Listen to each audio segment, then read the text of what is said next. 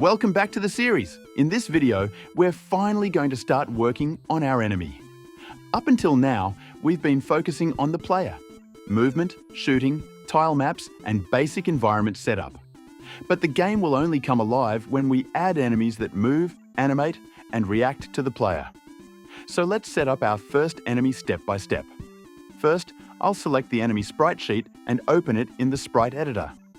Just like we did with the player, I'll slice the sprites and then create the enemy's idle and walk animations. Alright, now let's set up our enemy's animation. For this episode, we're only working on the walking animation, since our enemy will constantly walk toward the player. First, I'll select the enemy sprite sheet in the project window.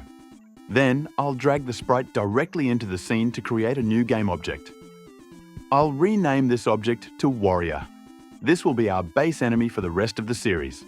Now, with the warrior selected, I'll open the sprite editor if needed and make sure the sprite is sliced correctly.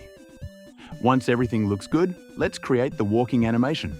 I'll select all the walk cycle frames in the project window, then simply drag them into the animator window or into the scene.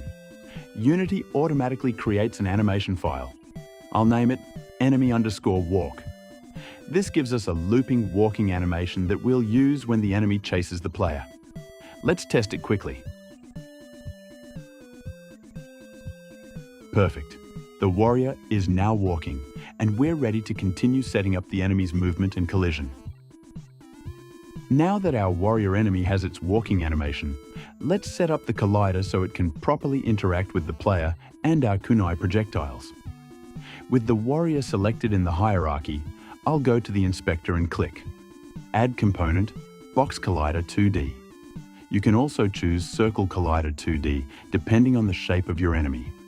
But in this case, a box collider works well. I'll adjust the collider so it fits nicely around the character's body. It doesn't need to be perfect. Just make sure it covers the main shape of the sprite without extending too far beyond it. This collider will be used for detecting hits, collisions, and later for applying damage. And that's it. Our warrior now has a proper collision area, which means our kunai will soon be able to detect it and react on impact. Now that our warrior enemy has a collider, the next step is to add a rigid body 2D, which allows Unity's physics system to track movement and collisions properly. With the warrior selected, I'll go to the inspector and click Add Component, Rigid Body 2D. By default, Rigid Body 2D is set up for platformers, so we need to make a few adjustments. First, I'll set Body Type to Dynamic. This allows the enemy to move and receive physics events, like trigger collisions with our kunai. Next, because this is a top-down game and not a side-scrolling platformer, we don't want gravity at all, so I'll set Gravity Scale to 0.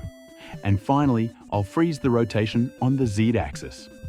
This prevents the enemy from spinning around if it bumps into something or collides with other objects. Now the warrior is fully prepared for top-down movement. It can collide, trigger events, and interact with the environment exactly the way we want. Before we start adding more enemies, we need to think about the architecture of our game. Most enemies in Survivors.io behave almost exactly the same way. They chase the player, they collide with the player to deal damage, and they don't use complex attack animations. Since all these enemies share the same core behavior, it would be a waste of time to write the same movement and damage code over and over again. So instead, we're going to create a parent enemy class, a base script that handles all the common logic. Then, every enemy we add to the game will simply inherit from this class. This gives us clean, scalable, and maintainable code. If we want to tweak enemy behavior later, we change it in one place, and all enemies automatically update. Let's create the enemy base script now. Now, let's create a simple base class for all our enemies. Most enemies in this game will behave the same way. They move toward the player and deal damage on collision. So instead of repeating this code for every enemy, we'll put it all in one common script. Inside Start, I grab a reference to the player using the player tag. Then, in Update, I calculate the direction from the enemy to the player and move the enemy forward using a simple normalized vector. Finally, I'll add an on-trigger into 2D method so later we can handle damage when the enemy touches the player. This base script will be the foundation for all enemy types we create next. Now I'm creating the warrior enemy script, and instead of writing new movement or collision code, I simply make it inherit from the enemy base class. This means the warrior automatically gets all the base behaviors: movement, collisions, and eventually health and damage. If we want to create new enemy types later, for example, a fast enemy, a tank enemy, or a ranged enemy, we simply create new scripts that inherit from enemy base and override only the parts we want to change. This gives us a clean and scalable architecture that will support dozens of enemy types without duplicating code.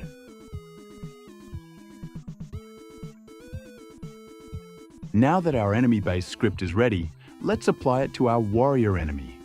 I'll select the warrior in the hierarchy, and I'm going to add a new component called warrior enemy.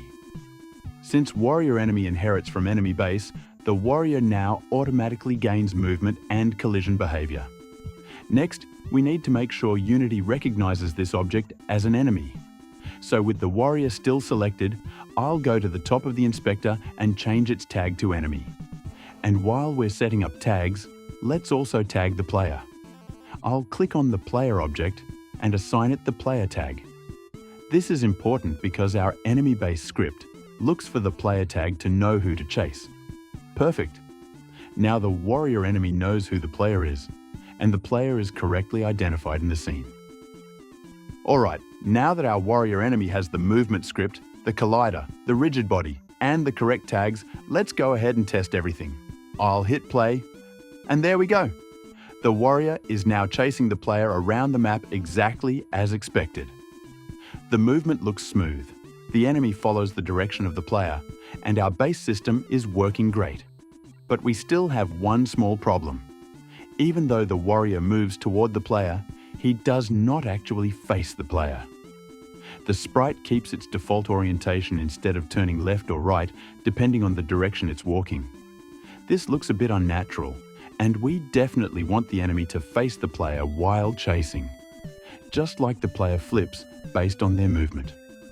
So in the next step, we're going to fix this and make the warrior rotate or flip correctly depending on where the player is. Let's take care of that now. To fix this, all we have to do is compare the enemy's position to the player's position and flip the sprite depending on which side the player is on.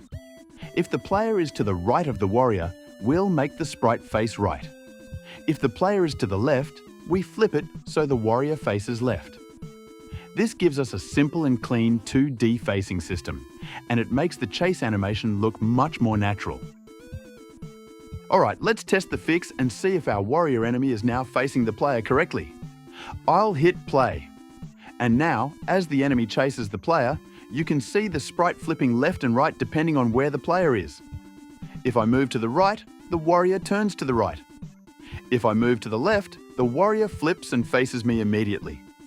This looks much more natural and makes the enemy feel alive instead of sliding around the map. So our facing direction fix is working perfectly. And that's it for this part. Our warrior enemy now walks, chases the player, and faces the correct direction while moving. Everything is working smoothly. If you enjoyed this tutorial and want to follow the full Survivors IO series step by step, don't forget to like the video and subscribe to the channel. It really helps the series grow, and you won't miss the next episodes where we add enemy health, damage, death effects, spawners, and waves. Thanks for watching, and I'll see you in the next one.